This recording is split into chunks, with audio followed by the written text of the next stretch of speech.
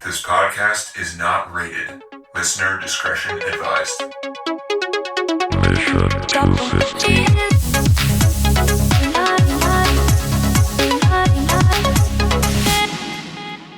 Legendary was the podcast where Terrence Mulhern decrees his stately opinion. Here on the airwaves of the internet, an unpopular opinion was commissioned and successfully stated. 100,000 curse words, 20,000 tons of oh yes, and the ingredients of the Mission 250's mountain. Its humble beginnings in this ramshackled building, a dying format. TC's empire in its glory held dominion over 37 newspapers, 2 syndicates, a radio network. An empire on an empire. News on the march. Rosebud, bring me another drink. Welcome to the episode where we lose about half of our fans. What? This week, we're going to watch let's give them some credit then. You know, I mean, we if they haven't gotten off by now, I mean, geez. It's true, but I don't know. See where this goes, John. Just putting it out we'll there. See. I don't know. We haven't been that kind to Hitchcock mostly. I don't know true. if this is going to be similar. That's true. All right, so yeah, this week we're watching the 1941 Citizen Kane. If you've been consistent with the podcast, we've been talking about this one for like 200 episodes, kind of dreading it. That's true, haven't we? And we didn't line this up on purpose, but I'm happy it happened. We have first it's this is an Orson Wells movie, 1941. Yep. The synopsis is, following the death of a publishing tycoon, Charles Foster Kane, reporters scramble to uncover the meaning of his final utterance, which is Rosebud. And we just happened to land on TC. Oh, TC? is it my turn? Right. Go. Give it to us straight. Well, I got to say, right, I watched this now 3 times. This will be my 3rd time. I didn't like it enough the 2nd time, so I needed to have to watch it a 3rd time because somebody's punishing me. Just like olives and sushi, the more you eat them, even if you don't like them, you'll eventually learn to like it. It's just a science thing. I didn't know people said that about olives. I mean, sushi, yes, but anything. olives. 10 times you eat it. If you don't like it, you like it after 10 times. I don't know. I'm sure there's got to be some exceptions to that rule. I mean, 10 times. Vegemite, maybe? Something like that? You're right. If you watch The Room Sardines, 10 times, it does not get Sardines better, are good. okay? I'm sorry. Sardines, like the whole sardines with the guts you and everything. You got to mix them into stuff. No. I'm talking about you eat 10 sardines with the guts and everything. No, Denny, you'll like them. It's too salty. It had a little gristle. You have a freaking heart attack. Through it. Yeah, I know. Said 10 times. I don't even have 10 seconds to care about this movie. Mm-hmm. I don't give a shit about the character. I don't give a shit about the time. I don't give a shit how fucking good everybody thinks this movie is. This sounds like a pop song from the 90s. Give 2 fucks about anything that happens in this stupid fucking movie. I hate this movie, and every time I've watched it now, I hate it more. Wow. The opposite thing is happening. You watch it 10 times, you watch it 10 it times, you just hate That's it. right. Worse. No. Watch it by around the 8th or 9th time, TC. A dramatic change. Yeah, right. In the 10th happens. time, it's gonna be my favorite movie of all time. Yeah. I guess there's some cool lighting in there. I don't know. I just don't like the era either. I think it's annoying. I think the fucking conversation between the dudes is frustrating. I hate which dudes? just like, I read the news. Do you read the news? I read the news. He reads the news. Everyone reads the news. I'm in the news. Are you in the news? I'm in the news. Okay, I'm in the news. You know what I mean? It just goes on and on and on and on. No one gives a fuck. No one talks at a regular volume. They all talk like they're yelling across the room at each other, and they all talk like they're on the radio. Right. Yep. That actually nailed it, Denny. That's what I can't fucking stand about it. I don't care that the woman can't sing. I don't see what the point is. I don't give a shit about the fact that he's a prick. I mean, it's just none of this movie. Would it be better? Would it be better if he murdered people? It would not be better. It would still be shit. No. I would still be watching that and be like, this is shit. Why do people like this movie? I don't care what anybody fucking says. If you guys liked it, I'm sorry. But don't be sorry. I did not, DC. I might be the most positive one out of the group. You definitely are, because you can't get more negative than I'm going to get on this movie. Oh my God, really? Yeah, I'm on the same page as TC. I can't Alright. fucking Alright, stand that people talk about this movie. I don't know if you can be on the same page as TC, really, Danny. I mean, TC's No a one's page on the of his same own. page as me. Yeah, well, I'm as that's close as I've ever been, I think. I was going to say, TC's in his own book. I think you're in a different book. Yeah. Yeah, right. Well, at least Like, the books, you guys this are episode, the hardcover, books are I'm touching. paperback. The books are touching. Yeah. We're in the same spot in the library. Book kissing. How's he doing? I don't give a fuck about the stupid chair burning, the sled, whatever the fuck it is burning with the stupid fucking name on it. It's a flat snow chair. Whatever that thing is, it's burning. Nobody cares. I don't give a shit. Honestly, don't care if it's a stool, a chair, Jimmy, a I got fucking you a snow sled. chair. Why the I don't sled, give a Dad? fuck what the stupid thing is. I couldn't care less. A snow What happens chair. every time I I'm see not- that fucking thing burn, I'm just like, I hate this movie. Yep. I hate this Nothing fucking else movie. comes out of this episode. I will now think of sleds as snow chairs. I don't give a shit what the hell it is. It's a stupid fucking no This plot. movie has infuriated With TC so much you stupid- forgot what a chair was. Yeah, right. I Right, honestly can't stand. I can't stand that I've had to watch this movie now, forced on me 3 times. And it's like no one's watching this movie on fucking purpose. There's no way. I don't care who you are. If you're watching this movie, it's because someone was like, "You got to see this movie." Right. And then they talk like that too, right? You got to see this movie. gotta Have see you ever this watched the movie. news? You ever watched the It's news? We watch the amazing news. film. I'm watching the news, and I'm going to watch this movie. Oh, okay. How you doing? How you doing? I'm going to watch this movie. Yeah. I hate this movie. That's my review. I mean, honestly, it's just boring and stupid. Is there a movie you have hated more? I mean, No. What is about by Room? far. What about Room? Room? Room, I would rather watch Room. Because at Whoa. least I know it's going to end soon. And I don't have to listen to any of these stupid people talking. Wow, Room. Wow. You know? It's quiet. They have silence in Room. Hachi? You know? I'd rather watch Hachi. Hachi was fine. We all kind of like Yeah, Hachi. you're right. Hachi is vanilla. I'd I know, definitely I know. rather watch Hachi. Hachi's fun to make fun of, but it really wasn't that bad. I was going to Right, say right. the one thing that I agree upon in that Sight and Sound list of best movies of all time was pushing this one behind Vertigo, because this movie is worse than Vertigo. Yeah. Well, Yeah, right. I don't know. I don't understand. I think maybe it's just one of those things too where like the hype for Star Wars always kept me away from it, but then I watched it and was like, oh, the hype matters. But like the hype for this one, I just don't understand. The hype and makes every time me dislike it more. The amount of hype this movie has behind it makes me dislike it more. And like the director, I mean, like I read the synopsis online. It's like the directorial debuts of so many people is predicated on this movie, and you're like, why? And I don't know. I think also too, it's just tough to like contemporary, movies are like X, and then this one's like Y, and they couldn't be further from each other. And if you're like at all a younger person, there's no way you're going to watch this movie and connect with it. I'm sorry. It's just not a thing. TC, to counteract that point, there were a couple movies. So just to put things into perspective, the movies from the 40s that we watched so far, Grapes of Wrath, 1940. I don't think we like that one too much. Rebecca, No. 1940. I kind of like that one, but you guys didn't like it very much. You like the scene. The setting was kind of nice. There was a nice house there. Yeah. So The Third Man, none of us really like that much. The Treasure. So there is one that we all liked. Treasure of Sierra Madre. No, you didn't like The Third Man, John. You put it in your bottom 3. So your point is getting fucking destroyed by you here. So okay, so the one I wanted to mention was Best Years of Our Lives. It was 1946. Oh, no, we like that one. Yeah, we that all like one- that one. That one was good. Yeah. That one was good. So that movie, all these other ones, I'm going through them. Kind Hearts and Coordinates, like that was old. Oh, yeah, it was old, but I thought it was funny. It was I funny. enjoyed that one. Yeah. Double Indemnity, 1944. I don't know. This one just seemed lame. it's This one all just, right. and maybe it's the The news. same year as part this of it. one was I don't know. You like Double Indemnity more. I did. I think I Maltese just, Falcon was the same year yeah. as this one. as Maltese Citizen is, Kane. we like that one a lot. Yeah. So, like, I Maltese that Maybe one. it's just Falcon the didn't maybe seem it's as the old. topic. Maybe it's the topic. It's the right? pacing, dude. It's the acting. It's the topic. It's the plot. Like, who gives a fuck? I think that's the biggest problem I have with this movie.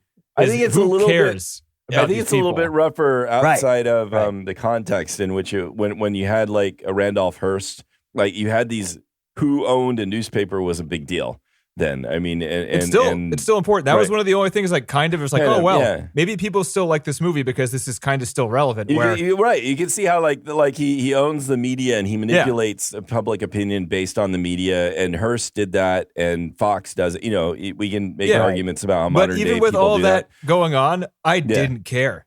I didn't care at all. You know, like No. it's weird. Why would I was you? also trying to. There's I was no trying to reason make to. parallels to this, and like There Will Be Blood. I'm so desensitized to not caring about bad people that it's sort of hard for me. It's like, yeah, well, here's another bad guy, a movie about a bad guy. What's the point of it? But I don't all the understand. ones aren't movies. as boring as this one. This movie is so boring.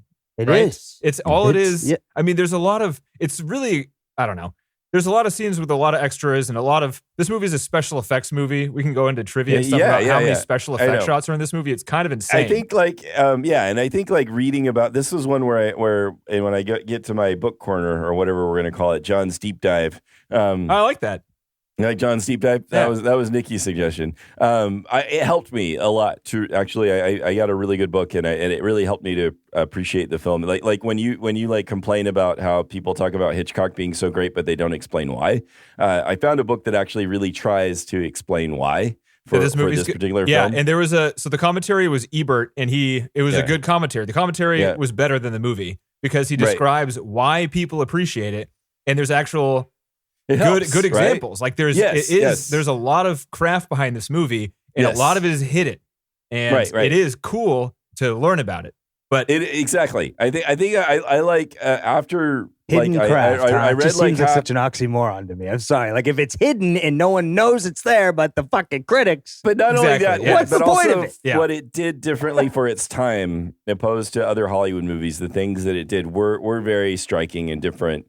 No, I get that much. And that also had a big influence, like the sort of. The way Wells approached the film as opposed to trying to hide things. As somebody who didn't know anything about film, basically, like he went in there as somebody. No, basically a guy who just like I want people to see trickery. I don't want people to like be like absorbed in the plot or characters and have everything else hidden. I want them to be like know that this is a film and we're doing film magic things. And nobody knew that. That's the problem. I mean, that's part of the issue with it is that the special effects are so good that most of the time. You don't think that it's a special effects shot. You just think that they filmed it in the camera. Like in the commentary, he points out a lot of it. The scene where his second wife or his third wife, the blonde wife, is walking out of the house when he's old. Second wife. He's only got two. Okay, the first wife looked different. I don't know. I thought there might have been two brunette wives. But okay, the second wife, the blonde wife, when she's leaving him and she like walks through all the doors, all of those walls and doorways are printed. She isn't in the same shot as those doors. She's walking kind of in a black background, which is what green screen used to be. And then they printed over her the doors. Like, why would you film it that way? That's amazing, though. That kind you of, don't even notice. You can't tell, right? You can't tell. Wow. I didn't notice. Again, I don't care, though. Right. He doesn't care about this cool that they did it. Watch. It's cool that it took a special effect to do it. It's cool that you can't tell. But why would you put such a boring special effect in a movie? Yeah. Or she's walking why down the would corridor. you spend that much time doing a special effect for something that no one's going to care about? Yes. That's what I don't get. That's what I don't get either. I don't. It's cool that they did it and it's seamless and it's so old, but like... And I think that's what they're always saying, right? Like, no, but it spawned all these cool creative things. Yeah, well, guess what? This thing sucked. So fuck off. Yeah, I mean, other than that, I've got nothing because you had a lot actually. I know. Can I go, John? We can ride the negative train and then go. We'll end on the positive note. Yeah, I didn't think any of the acting was good. This movie suffers from like super old acting syndrome. There were times where there were pauses between pieces of dialogue where it would have made more sense for the people to be overlapping, talking at each other, where they were arguing. But there were times where somebody completes a thought after the other person starts talking. Where like you wouldn't be able to start responding because you didn't know what they were about to say, but like you could tell they have the lines in their head and the timing is just off. And I don't like that. Like it's the opposite of naturalistic acting. You know these people have the lines and you know they're hitting their cues. They're very blocked. They're very unnatural from one place to another. And if you listen to like, you know, the commentary where it's like, oh, it's great because you have him standing here and all the people's angles are triangular and they're pointing towards him. So your eye draws there and it's like a long take. And before you used to have to just do a close up on someone's depth in the shot, which is also unusual. It's very unusual. Very unusual Hollywood. Normally, like the shots would always be like focusing on the actors and their dialogue. And here he constructs these scenes that are layered that contain a whole lot of depth so that there's something going on in the background, the foreground, and in the middle. And that was unusual. And so like pretty much any movie, the deep focus stuff wasn't invented with this movie, but it was used in a way in this movie where if you had someone in a foreground and in the background, to show the person in the background, you wouldn't need to cut to them. Every movie before this, you would need to cut to them. But the way they figured out the deep focus is they'd frame it so you'd have stuff going on in the background and the foreground at the same time. And then use these very wide angle shots too, so that it allowed this sort of stuff to happen. And then they would be constantly messing with perspective because of that. Yeah. So people would seem larger than they actually were, or the rooms would seem smaller than they actually were. And so, yeah. Anyway, but because of all of that, it seems so unnatural. Like in every single thing they do seems so unnatural that it just seems like even more than a stage play where they might have some freedom where they can go. Everyone seems wooden as shit, and all the lines seem timed out, and there's nothing flowing or real about the entire movie. Yeah. It's like the most cold movie I think I've ever seen. Colder than Hitchcock. Yes, colder than Hitchcock. Seriously. Dear boy, do not say it's too cold. This is the shallowest movie I think I've ever seen. It's all sheen, and there's no like, it's the shiniest hood of a car, and there's no engine underneath it or something like that. It's all frosting and there's no cake. That's all this movie is. How many other ones you got, Denny? I don't Throw know. another one out there. What else has tops? What else has a top that's good, but then something underneath it? It's all muffin. It's all like, top. Muffin It's top, a sesame seed top bun, and then there's nothing below it. Just a There's plate. no below, yeah. It's all muffin, no top. Yeah. Yeah. Yeah, that's my biggest complaint. I have a lot of other complaints about it too. I love it. I really dislike how this is rated the number one movie of all time by a lot of people. too. I think it spits in the face to normal people that like movies.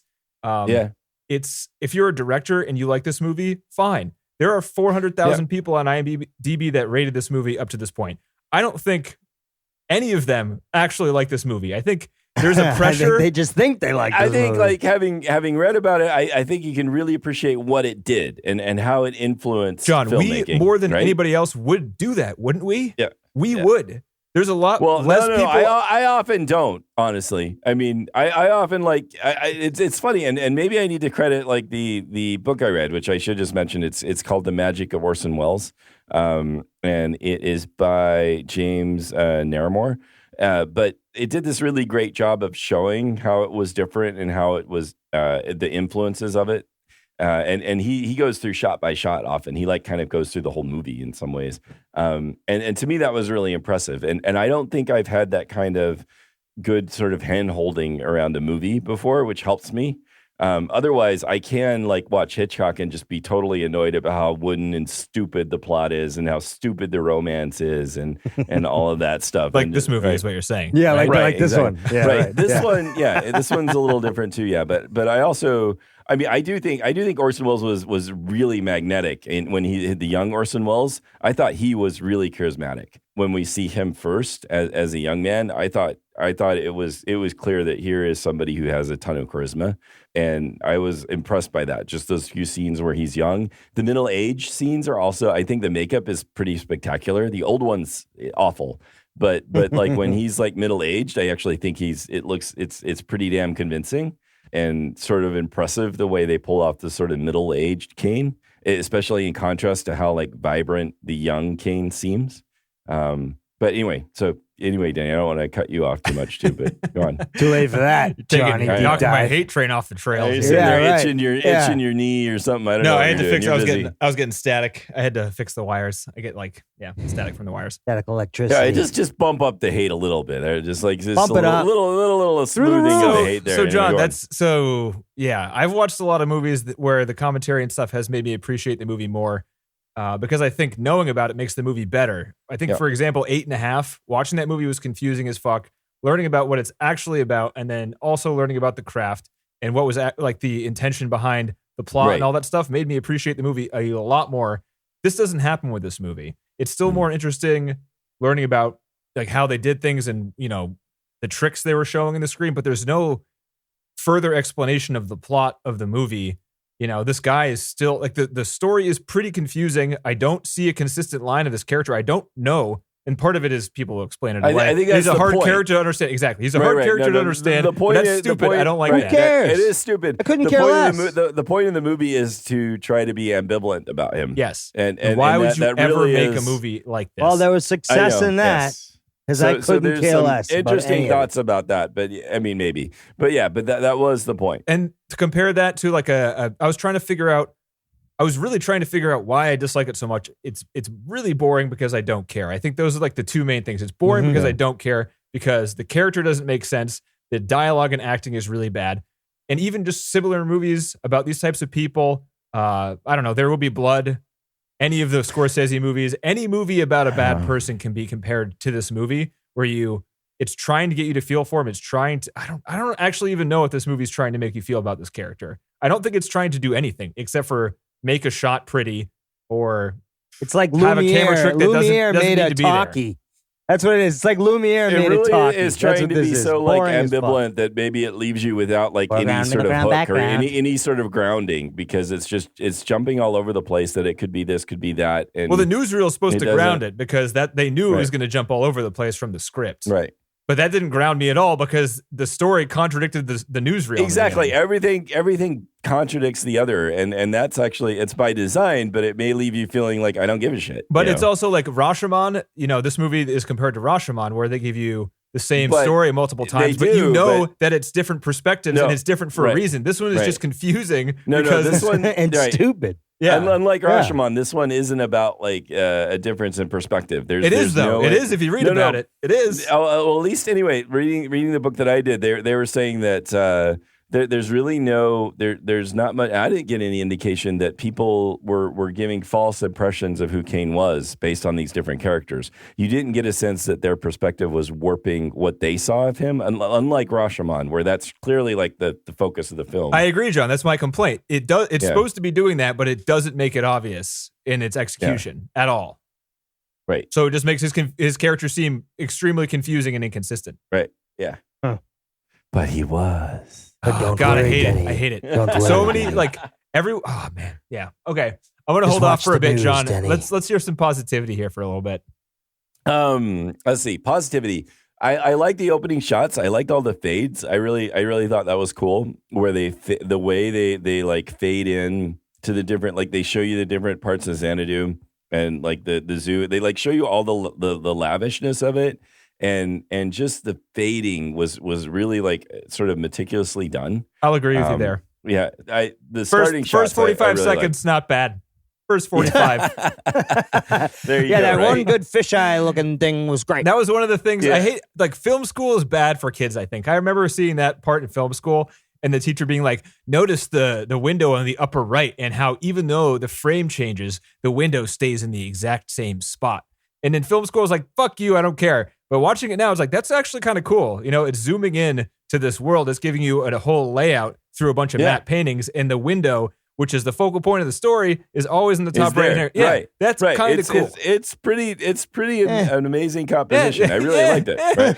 I'm the film teacher now, TC. TC is cool. Yeah, I'm right. telling you, it's cool. Right? That's like 45 to a minute of your time.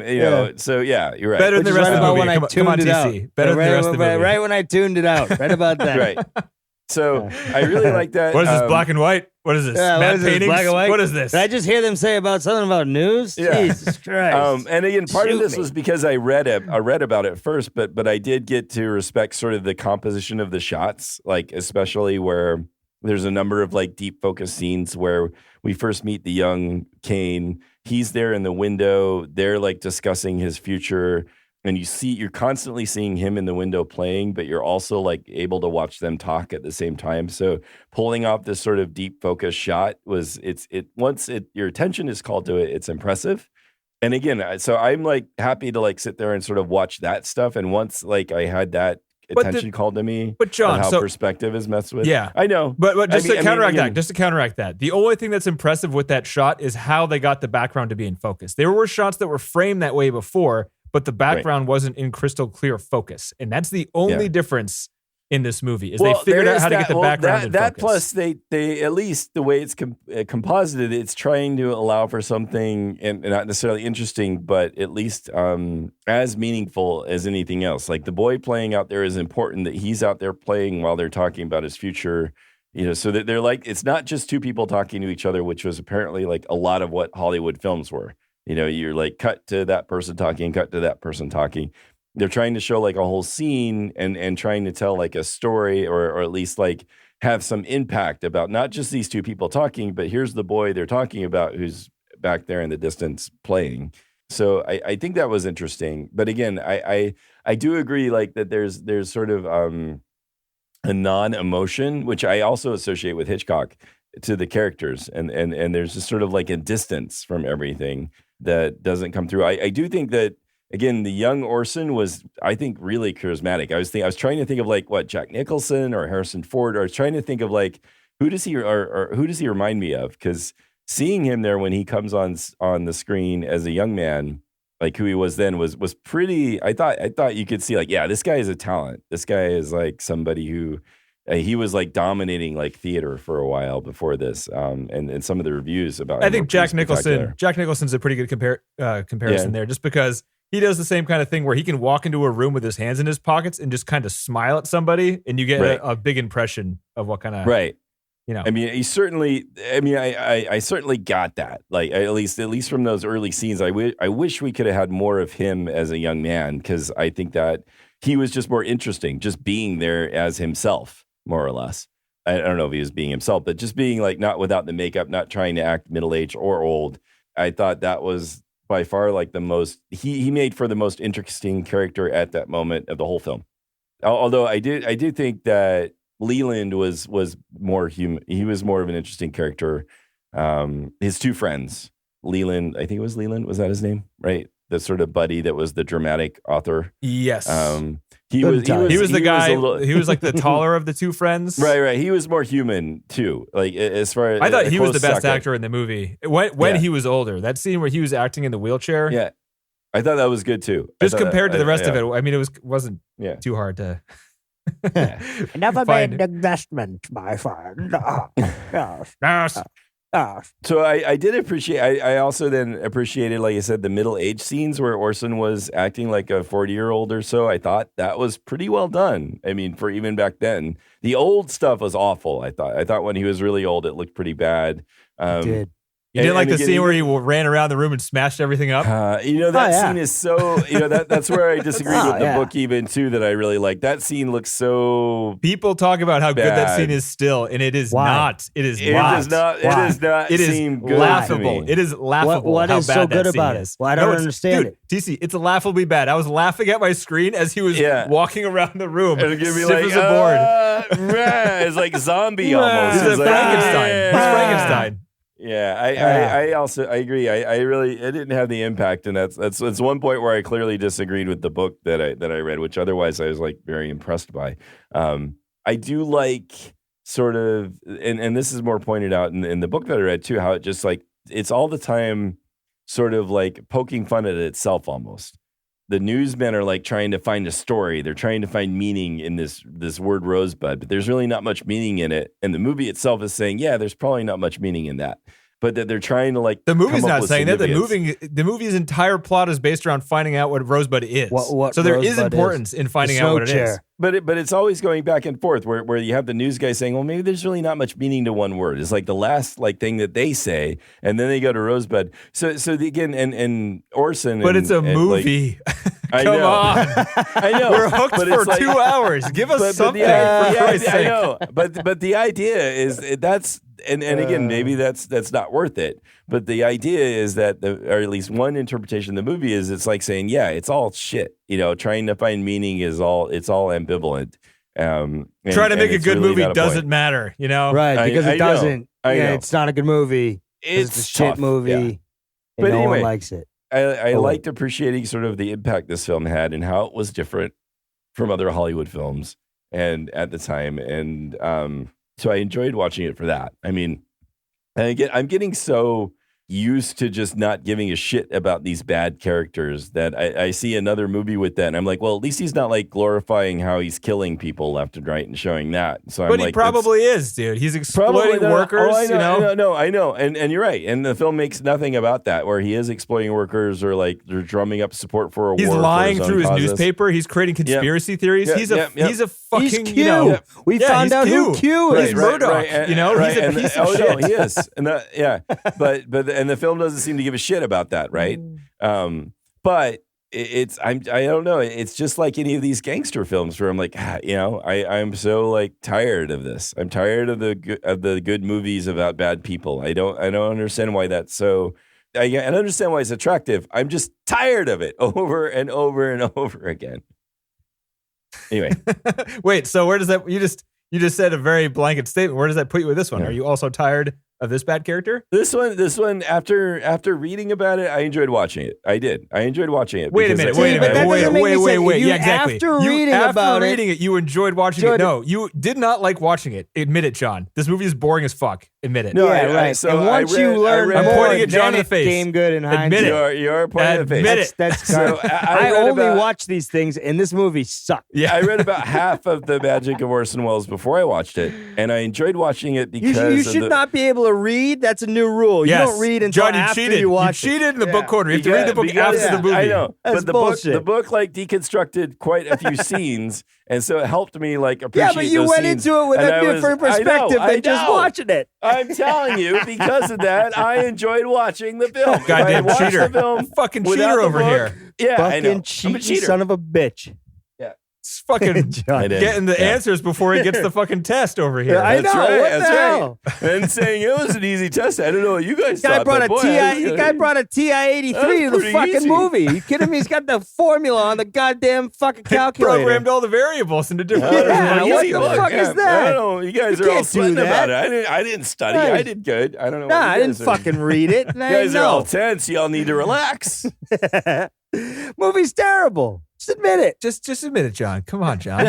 No, I won't say it's a terrible movie. Given It's its a terrible given its fucking impact. waste of time. Oh, All Nobody right, so should John, watch it question for ever you again. here. So, what's the difference between this movie? So, I think we'd be hard to argue that this movie isn't a groundbreaking good. movie in terms of technique and could inspire filmmekers, right? We Yeah, couldn't sure. necessarily disagree with that. TC, even you Right. might agree with that. Sure. I know yes. What was that? That was me yawning Was that because a I'm yawn? so bored Okay. from this movie. No, I can agree there because it did, right? Like there was a bunch of people Yeah. that saw this and then became filmmakers. So my right. point here is, John, where does this fall in the line of movies that are aged out and no longer matter? You got Metropolis, Birth of a Nation, whatever else. You know, the horse video, the 9-second horse video. There's the first movie ever made. Where does this, in my opinion, is off the charts. This is off the list. This movie is no longer relevant. You can no longer take anything from this movie because everyone's improved upon every single thing this movie has done. So and it will is tell- not I'll tell you entertaining this. or interesting to watch. No, and you're right. If you take the movie, I agree. I think if you concur. take, and so you're gonna be annoyed probably because I'll probably agree with you if you take the movie by itself in isolation. But if you have this book, if you have a book, Right, if you I was gonna say, you need this if you book. think about it in terms but of who if Orson you Welles read a was, book first and then watch it, it's fucking great. yeah, it becomes interesting. So I don't know If if there's someone a good clouds your judgment with a bunch of bullshit If you weren't about some expecting this, stupid John, movie, then you should have been expecting this. then you I don't know if you'd say, like, might well, like this film. I don't know why anybody is concerned about the Wright brothers or interested in learning about how they did what they did because it was fucking cardboard and paper or whatever and wood. And now we've got like jet airplanes. They had to do cardboard all back kinds in the of shit. 20s? That's pretty. I don't know what it was. I mean, That's I impressive. don't care I'd read a about book some about guy that. skipping I'd read across a book about that. Anyway, he can't build something out of whatever primitive cardboard. materials they use. I'm just saying that This is going to be hard to edit. yeah, it's fine. I'm just saying that like there's some things, and this I think this is one where the time, what it did, and who made it, and how it was made is so interesting to me that I think it's still relevant because of that. Because What of the page story did you behind read it. that So on, John? how about this? How about it's so interesting to read historically, and the characters surrounding it they're interesting, and the techniques are interesting. Read the book first, and if you want to see proof of the book, watch the movie. Probably that's fine. Look, if I you're think ready to that's- study, sure. I appreciated watch reading this. about this much more than watching it. And I will Then say appreciated what the the fuck commentary is with the point of Eberts it? Yeah. way more than We're watching not on it. a book cast. And We're that's on a okay. fucking podcast about movies. I agree with We TC are. here. We are. TC is No, no, right. that's true. TC is right. But that doesn't mean like there are different ways of appreciating a film, and this is a different way. This is like No, it appreciating- absolutely means that you Like can't on- do that. No. There's just enjoying. There's part of it is like enjoying a film. So what by you do is you're itself. born in the 1920s and you wait until this movie's released in 1941, and then you wait till 96. When did the book come out? You gotta wait. You gotta live forever, eat kale your entire life, drink tea every day, and then because survive until then. Take an avocado toast and a book to the beach, Because and then you're if gonna you love live- this film. If you lived back then, it may have had a similar impact because of how original it Nope, was. nobody cared. People didn't like it. Yeah. Well, that was because of a program it by the sucks. Hearst papers to discredit it. But also, it showed It poorly, sucks. and people booed it when it was at the Academy Awards. It wasn't just the there propaganda were thing by Hearst. Some mixed results It was mixed. there. There were some It people was that mixed. liked it. Yeah, Even then. Yeah. it's true. It was mixed, but it wasn't widely regarded. It was not a smash. No. It was not. It was not. It actually didn't get revived in popularity until 1962, where this wonderful magazine called Sight and Sound, that rates the best movies of all time by, aggregating critics' reviews, put it on there. It wasn't even on there Yeah. before. They Yeah. had been around since 32. They put one out every 10 years. So it was, I don't know if 32 was the first one, but it existed in 1932, 42, 52, 62, almost 30 years after this movie came out, 20 years, actually, pretty close. Then they put it on. It wasn't on in 52 because no one And cared. that was because, sight and sound. Wow, interesting. So until that point, it really wasn't. It wasn't like was regarded nothing. well. Yep. Interesting. but then it was number one, 62, 72, 82, 92, Right, until Vertigo, 02, and then Vertigo took it over in 2012. big controversy Now there. it's number 2. So, Yeah. not as good, right? Whatever. Is that what's the most recent? Next year. Vertigo, Oh, 2012. It's every 10 years. Oh, every 10 years. Oh, Yeah. okay. Oh, next year. Oh, that'll be a big deal. That'll be interesting when it comes out. I hope our I'm podcast excited. makes them flush both of those movies down the freaking toilet, Oh, I don't. Number hate it 3 that is much. Tokyo Story. I'd vote for that one. That one is, Hey, I appreciate that. We all like Tokyo Story. TC's like, which one's Tokyo Story? It was in Tokyo. It was a story. Yeah, a bunch of old people. But yeah, all right. You want to go into when do you want to get a? What do you want to do now? I got. Let me do see if deep I have. dive. Let me do a quick 1 minute scan of my notes. See if I want to bring anything else up. That would have been nice to have Roger Ebert commentary. He's so likable. He's so likable that I disagree with him frequently at the commentary track, and I'm still like, I like Ebert. I know. He's even like he's a big idiot about video games, saying how they're not art, and he's never played one, and so Oh, he really? gets to judge them. Yeah. Something about Video the way he games aren't talks. art. Damn. His way of speaking is extremely easy to like understand what he's talking I know. about. Yeah. It's no surprise that he became like a famous reviewer because Yeah. I mean, He the moral is. the moral of the story is that if you read about this, you might like it. if you right? if you read order about the it in copy Sight with the and book, Sound, you might have liked it. If you read this book in '96, you might have liked it. But if you watched it, it's terrible. Are there like musical equivalents of like albums that are supposed to be like hugely influential but suck to listen to? Yes. But if you learn like what they went Yes. through, like what? Captain Beefheart, Trout Mask Replica. I like that album now. I thought you liked that. I though, do. but Because I read Yes. about it. First listen, I guarantee okay. anybody listening to that record on first listen will be like, holy crap, this is terrible. But if you read about what they did to record it and read about every song and all the intentions behind it, you can actually, and I'm sure this might be the same for this movie, you can teach yourself to like it. And I fucking Yeah. love that album and I can't listen to it enough. awesome. So Okay. that might be the case of this, but I don't think so because that is interesting and it changes a lot. This movie is boring and slow. That's fair. Okay. Yeah, all right. That sums that up. yeah. I think we can move right on to trivia now. wait, give me 2 seconds. Let me just look through. I had some notes. Did you sympathize at all, John? I know TC didn't care at all because I agree. But did you sympathize with any of the characters at any point in time during the watching of the movie? Not the reading, the watching. Leland. Really? I felt bad for Leland a little bit about how when he was like drunk and talking about how he needed to move to Chicago. Again, I think like you said, he's like the best in some ways the best character. So I felt a little bit of sympathy for him there as the That was one of friend the best that's acted like- scenes when he was drunk talking to Kane and describing why he was a bad person and why he needed to leave. Yeah, But I liked it. So, so that's where I felt like there was some humanity there. Otherwise, no, I think that everything feels so like detached or wooden or overdone. And I think that the bedroom destruction scene is like really a hallmark of that, where it's just like, I don't know. Yeah, I thought that was Or yeah. the That's a good clapping way to scene. describe it. The clapping scene is also another iconic scene where he stands up and claps afterwards. Oh yeah.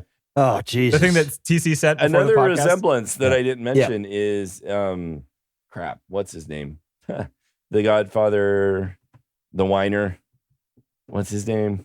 Oh, Marlon Brando. Could have been a contender. Goddamn, yeah, Marlon Brando. Could have been a There's some- contender. there's You said the some Godfather? resemblance. He is the Godfather, isn't he? He is the Godfather, yeah. He is the Godfather. Right around when this book was coming out, that His John old read. appearance makes me think of Marlon Brando. His old appearance makes me think of Marlon Brando. He could have been a contender. Yeah, I can see that. Anyway, what's the Just room up? bushy Get it? white eyebrows is the knock makeup over there. a shelf. And a fat knock jowl. over another shelf. He should have gonna been on break the fucking glass. Shaun of the Dead. See, All I could that. have seen Brando doing that. I'm so mad at her. I'm gonna break this. He's on the ground yelling, Bring line, line. No, just be dead. Line. Uh, All right, so a couple questions here. There was a scene where they had a picnic or they were driving to a picnic and they set up all these tents and stuff. Yep. And he slapped his wife in the face yeah. Yep. and everyone kind of went quiet. Sorry. But Sorry. there was, when she was leaving, or like towards the end of that scene, there was screaming happening in the background. Yeah. What the hell was going on with the screaming in the background? There's a woman that had accidentally stepped into the fire.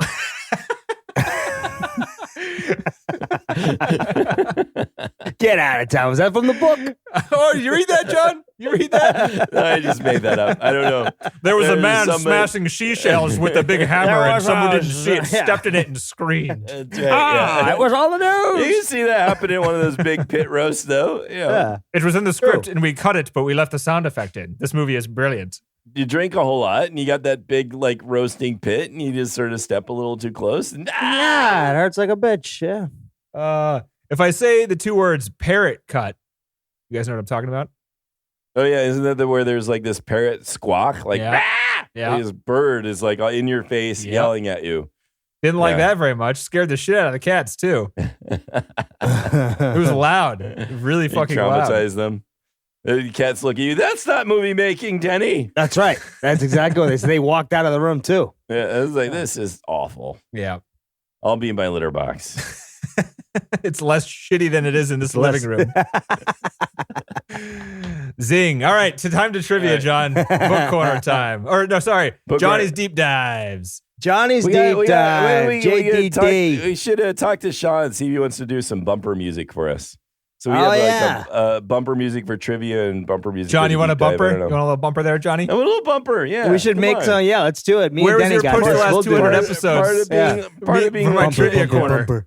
John's like, I don't care about your trivia shit. I want a bumper. This is a real myself. short one. No, bumper for trivia and bumper for deep dive. I mean, a little bit of. You like the I don't know. bumpers? When they're really short and there's no lyrics, I kind of like them. When they're when Denny, I it's think we just should do it with our musical. voices, just like they No, are. no, you no, know. no, no, no, no, no, no. Bumper, bumper, bumper, bumper, bumper, bumper. Johnny's deep dive. Bumper, bumper, bumper. I believe I've expressed this before that I do not like that style. Bumper, bumper. But you assholes, I'm It's going to working be with. Timmy singing all the lyrics, that's for sure. Oh, it's Johnny's Oh, deep my dive. God. Timmy, the auteur. All right, so Come on, this John. You know again- better than to ask that question of us. Come on. I know. So this is again the magic of Orson Welles. This is the third edition of the book, which is kind of nice. He keeps revising it, updating. This is Jane's Naramore. It was $10 on Kindle, like $9.99. And I really appreciated his writing style. He not only like reviews the film and Orson Welles' career, he reviews the other books about Orson Welles as well, and sort of like interleaves them, which Oh, wow. is really nice. So it's like the one book you buy if you want to learn anything. Well, I appreciate it. I haven't, in some of the other books I've read, they don't always do this about the films, but he's like, yeah, and so did this, and this is what they covered, and I'm going to cover this part that they didn't cover. And he just sort of, because he keeps revising it and updating it, I think that he sort of like takes into account what has been done. So it's more of and a how he- forward than integrated into the actual book. No, even the book too. He's like Oh. saying so and so wrote this about it, and go here if you want the details on that. And again, that's a modern like review of something would do a good job of that. But I haven't found that in some of the other books I've read. They're more like concerned about themselves and a topic, and they don't like sort of reference other material so much. But he does a really good job of it. he does a really good job of like not going into like art school film speak, which I've also found in some of the other books I've tried to read, where it's like they'll talk about transnationalist, this, that, or the other, and I just get lost. And again, that doesn't mean it's bad. It's just like I'm not a film student in that sense, and so that language just doesn't. It doesn't. I don't even know what it means. So it's very hard to read. He's a very simplistic style that I very much appreciated. So if you're interested in Orson Welles, this is a really good starting point, I think, because he references a whole lot of other material too that you can then like follow up on if you wanted. But so just to go over through this book, like he talks about how first like can I ask one question before you go? When was the book written? Oh, well, this book was I don't know. When was the last edition? So this is, I think, the third edition. So if I go, when was the first edition published? That's what I'm interested in. I want to know how long people had to live after watching this movie until they could read the book and enjoy it. And initially, this movie was relevant. The first edition was 1978. Okay. Second edition was 89, I assume, and then the third is 2015. Ooh, 3 years after it got bumped down from the number one spot. That must have been in the book too. It is in the book, actually. Oh, of course it is. He like speaks how he voted. He was one of the voters, and he didn't vote it as the first, and he actually talks about why. This fucking guy who wrote 2 editions already of this book didn't vote at number one. Did he also have a Vertigo book on the shelves? I mean, the guy's trying to sell paper, right? No, I'll tell you why. He has reasonings, and you can take it or leave it. But to start with, he talks about sort of how like insanely productive Orson Welles was. So he talks about the year of 1940, when Orson Welles started working on Citizen Kane. He produced, directed, acted in, and supervised scripts for a dozen radio dramas, appeared as a guest on a couple of other radio programs, oversaw the production of a recorded version of Macbeth by the Mercury Players. That was the theater that he was involved with. Toured 13 cities with a lecture called The New Actor, wrote a screenplay for Dolores Del Rio, completed the screenplays for Smiler with a Knife and Mexican Melodrama, completed the screenplay and principal photography for Citizen Kane, sought Richard Wright's approval for the forthcoming Mercury stage production of Native Son, and consulted with a dozen U.S. ministers of various faith regarding his idea for a film about the life of Jesus Christ, in which Christ's face would never be shown and all the dialogue and narration would come directly from the Bible. So it was Life of Brian. Is the Christ face never shown? Right. He wrote that one? Yeah, that wasn't Life of Brian. That's pretty good. It was in Spartacus, where Jesus, you just see beautiful hair and you don't see the front of Jesus. I think that was Spartacus. But was Jesus in Spartacus? Yeah. You just don't see him. You just see some beautiful, wavy, long hair. Anyway, so Wells was insanely prolific and busy and did a whole lot with radio. Wait. Not Spartacus. You're thinking about Ben-Hur. Ben-Hur, yes. Sorry. Okay, yeah. We haven't watched Spartacus, right? Yeah. Right. Is Spartacus even on our list? No, it's not. Good. Well, that's good. I've had enough of that. That's a Kubrick. Come on. Was it Spartacus was Kubrick? It was taken over by Kubrick, yeah. I had no idea. It was the reason that he had a career, because that movie was so successful. Anyway, sorry, John. So here's his reasoning on, he says that he didn't vote for Kane in that year. Did he say who he voted for? No, he didn't. He says, He's a liar. I don't believe him. He voted for Kane. Yeah, he did. No, maybe I'll hate him for this. He said, in my opinion, no film is more emblematic of the cinema than Kane. But after decades of showing it to students, I feel its canonicity has become a burden. It's acquired an aura of respectability and seriousness. And in schools, it is often treated as something to be studied rather than thoughtfully enjoyed. Yeah, because it can't be. Because it can't be. Yeah, right. As a voter, I almost agreed with what he was saying until that last sentence. It sounded like he was going to be on my side on that one until the very end. Yeah. Because I totally agree with the first half of that statement. I think what he ended up choosing Touch of Evil as his number one. He said so. Another Wells. It's another Orson Welles one. I really liked Touch. I thought we liked Touch of Evil. We did. Though. That was pretty good. Yeah. I don't remember. Holds up. Yeah. So anyway, he just talks about that. That was the one with Charlton Heston with shoe polish on his face, TC? Oh, yes. How could I forget the shoe polish? Oh, of course. Right. So Wells was not very fond of women. He wasn't very nice to women. Well, good movies, apparently. Never mind. So here's some reason if you'd like to hate Wells. So in the 1950s, he told French writer Maurice Bessy, I hate women, quote, but I need them. Women block all conversation. That dates back from the day they won the right to vote. They should have stayed slaves. Whoa. Wow. Yeah. That's a brutal statement right there. Yeah. That was in the 50. What year was that? 50 something? Yeah, the 50s. Yeah, he says. Let's see. When that quote was in the 1950s, Who hurt you? where he Right? told French writer Maurice Bessy. Yeah, and Wells is a little messed up. I mean, in Wells, some the ways. blonde actress in this movie, he tortured her on purpose. He embarrassed her in front of the crew frequently to get to get her to hate him, to make her Kubrick. performance better. A Kubrick. He Kubricked her Yeah. for that one. But he was before Kubrick, so hey, what do you, I mean, it's pre-Kubrick. another reason you could probably He give credit to this pre-Kubrick- movie for You it. can't call it a Kubrick if Pre-Kubricked it happened before Kubrick, I guess. Dude, it's been happening since the beginning of time. Oh, God, yeah. Yeah, it's just men. It's what it Yeah. is, you know? Right. They're assholes and they do it because they can, you know? That's yeah. it. Yeah. So, you know, Wow. Wells I'm not was surprised also, this guy who was in Hollywood back, in the 40s, it was an asshole. That's not surprising at I am all. not either. Look at the fucking movie he made. It was, yeah. Yeah. I'm going to ramp myself up. So you might know the War of the Worlds radio program that he put on. Yes, Which famous. was infamous and scared people and made think that there really was an alien, or at least some people that there was really an alien landing. It's still going kind on. of fun to listen to now. Yeah. It's very well done. At least the first part of it, especially. But the funny thing in this book is this the angry response from this judge. I just want to include this because I thought it was just so well worded in terms of really trying to What's the context criticize of somebody. it? What's the context This of the judge? judge is writing in response to what Orson Welles did with War of the Worlds. So there's no court case or anything. It's just a judge. No. Okay. Yeah. So this is probate judge A.G. Kennedy of Union, South Carolina. He said, "I would not insult a female dog by calling you the son of such an animal. Your conduct was beneath the social standing of and would be unbecoming and below the moral perception of a bastard son of a motherless whore. Whoa. You, if you were not a carbuncle on the rump of the degenerate theatrical performers, would, as an effort toward making partial amends for your consummate act of asininity, never again appear on stage or before the radio except for the purpose of announcing your withdrawal." Whoa. I thought that was just remarkably well done. I for bet a- Is that Wells, that's the whole- Wells took yeah. that language and was like, this language is beautiful. I'm going to integrate this Yeah. into my next movie for very hard to understand plots that I'm going to make. I was going to say that's Will Hunting's, I got a number. How about them Yeah. animals? Right? That's that moment.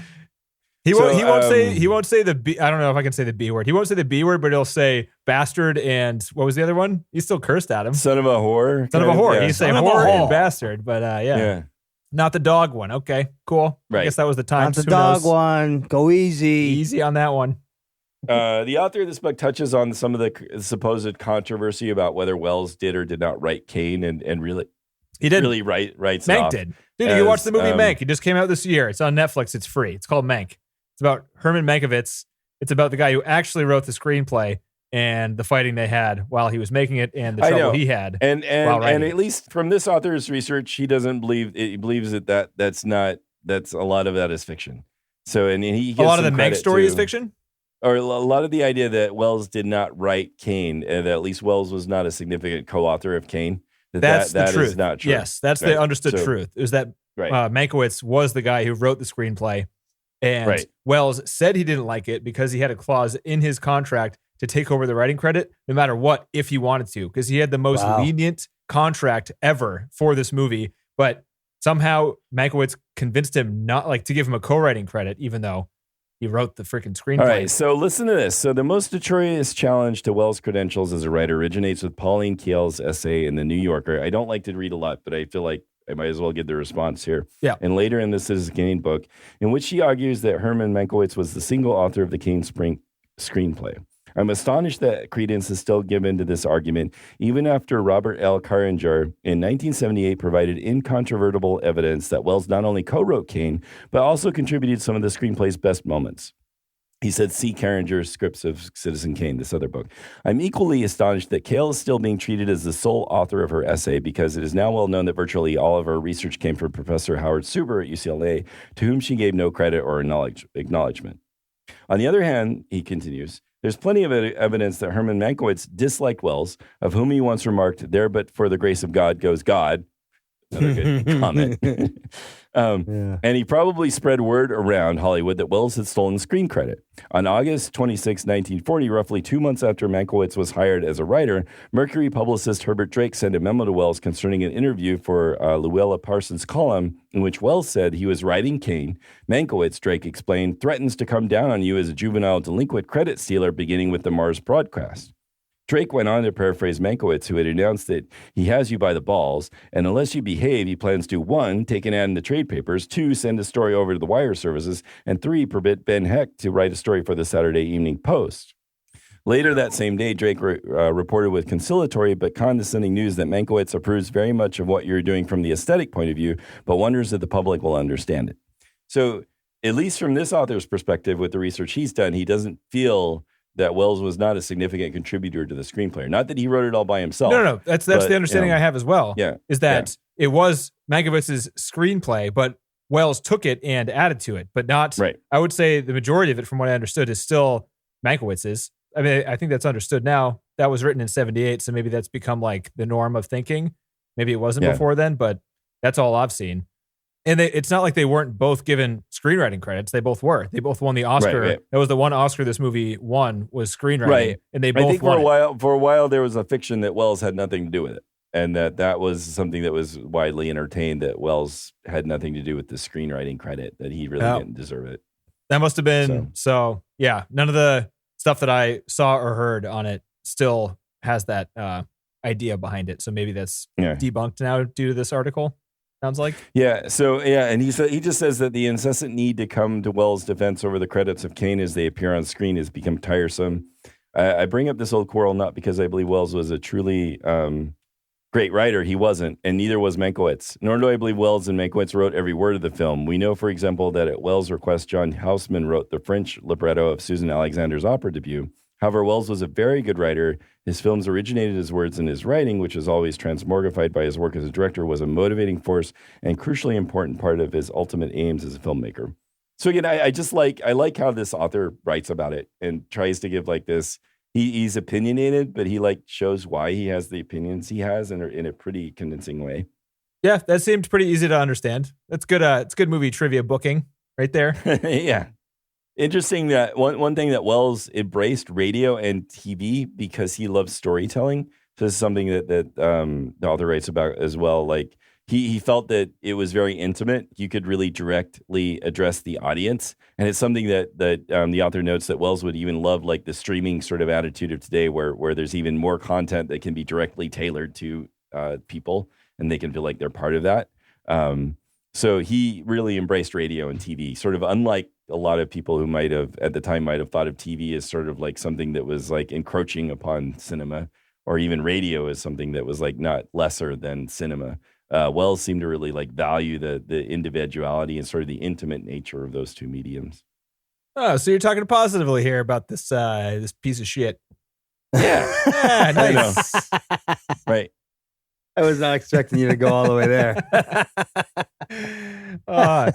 No, but there's something about him. I agree. I mean, he's does seem, people. It's mostly looks and it's charisma, right? Like that's the kind of bullshit thing about Hollywood and famous people. But with Wells, that's not also fair. He did a lot. Like, look at this. So yes, by the age of 21, I agree. Like, so for this movie, he worked 18 hours a day while working on this movie. He worked 18 hours a day because he was, he directed it, co-wrote it, and he was the main actor. He was there every waking hour of his life. So here's what Wells had done by the age of 26. Again, quoting from the author, by the age of 26, Orson Wells had achieved a success in show business unlikely to be repeated by anyone. He had been the New York Federal Theater's most dynamic showman. He confounded and directed the most critically acclaimed repertory company in America. He had been chiefly responsible for the most sensational radio broadcast in history. He'd gone to Hollywood with one of the most generous contracts ever offered by film factories. He had co-written, produced, directed, and starred in what is arguably the most important American movie since the birth of the talkies. We can argue that, right? But it was important at the time. A fatalist would say that the gods or the laws of success were bound to turn against him. Oh, that's then we foreshadow what else happens. And he did. Like after Kane, things went downhill for Wells. I don't know. He was still in a bunch of really classic movies after this. Yeah, right. But he didn't have the according to the author, again, like none of the subsequent projects gave him the same combination of freedom, technical resources. He was never again to orchestrate such a talented group of people because it and bombed. have the freedom. Yeah, because it sucks. didn't make money. Right. It didn't I know. make money. Yeah. Is what happens. Like when you make a shit product, people don't want to give you more money. It's Yeah. understandable. I wouldn't give this guy fucking 2 cents. So back into like his history too. His parents were divorced when he was 6. His mom died unexpectedly 3 years later, and he went to live with his dad, who was an alcoholic. He was an accomplished violinist as well, but he quit after his mom died. And his dad then died when he was 15. And he was treated like an adult most of his early life. He was self-taught. He didn't really go to school. Was a it lot. because of the size and shape of his head? Possibly. How old are you, son? 12? Right. Holy I mean, shit, he- your head is huge. He Why ended is your up head going so to this- huge? Right. He ended up going to this progressive Todd school in Woodstock, Illinois. Illinois. Yeah, Illinois. Illinois. Illinois. Illinois. Sorry, Illinois. I'm not used to not talking during the podcast. I this much, so I have prefer to the do something. Sufjan Stevens album title, Illinois. Illinois. Ah, Anyway. gotcha. And listen to like this is the Time magazine description of him describing Wells as a hero of the American theater. Time magazine said he is the quote brightest moon that has ever risen over Broadway in years. Wells should feel at home in the sky, for the sky is the only limit his ambitions recognize. Wow, that's nicely worded. I can imagine on stage he'd be pretty magnificent in his prime. I can imagine that being something to see. I could agree with that. TC. Also, he's nodding. I see TC nodding. Yeah, He totally agrees sure, with what I'm sure. Right. No, he doesn't agree. So, Yeah. so this is like this is a bit of a contrast to what you were saying in terms of how you thought of the film, but from this author's perspective, in contrast to the typical Hollywood production, where at the time the mechanics would be concealed, they would try to focus more on the people and the talking and the story, and Wells did kind of the opposite. So, quote, the Wells movie would never let the audience forget that the whole thing was being managed.